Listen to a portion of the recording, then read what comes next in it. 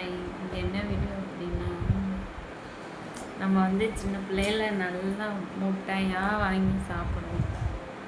அப்போ வந்து நமக்கு தெரியாது, ஒழுங்காக ப்ரெஸ் பண்ணுவோமான்னு கூட நமக்கு தெரியாது. அது வந்து ஒரு 30 வயசு ஆனால் தான் நமக்கு வந்து அதோடைய எஃபெக்ட் வந்து பரவும்.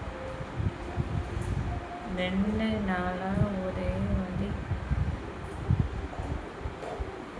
சரி டேப்லெட் ஒன்று போட்டோம், சரியாகும்.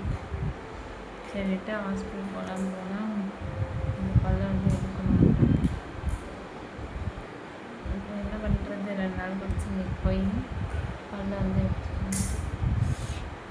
சரியான வலி, வாயை திறக்க முடியல. சின்ன வயசில் நம்ம நல்லா முட்டாயாக வாங்கி இனிப்பாக வாங்கி சாப்பிட்டுட்டு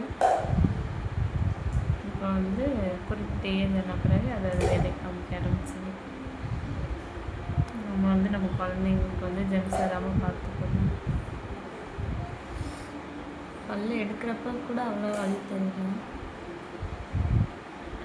இப்போ வீட்டுக்கு வந்துட்டு ஒரு 3 மணி நேரம் கழிச்சு அப்படியே பல்லு வலி, பல்லு எடுக்கிற வலிக்க ஆரம்பிக்குது. பல்லை எடுத்த பிறகு ஒரு காட்டன் கொடுக்குறாங்க. அந்த காட்டனை வந்து வச்சு விட்றாங்க.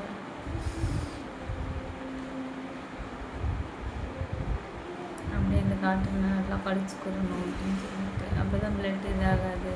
அதாவது வெளியே வந்து துப்பக்கூடாது, அப்படியே வச்சுருக்கணும் 1 ஹவருக்கு.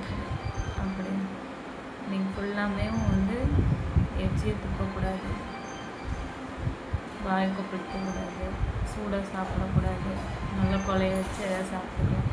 அதில் எடுத்துகிட்டு வந்து 1 ஹவர் கழிச்சு ஐஸ்கிரீம் சாப்பிட சொன்னாங்க. அப்படி காட்டன் இப்போலாம் வலி தரல. இப்போ ஒரு 4 மணி நேரம் கழிச்சு அப்படியே அந்த இடத்துல அவங்க வந்து சரியான வலியாக இருக்குது. ஸோ பேபிஸ்க்கு வந்து நம்ம வந்து கரெக்டாக மெயின்டைன் பண்ணணும். அதுக்கு தான்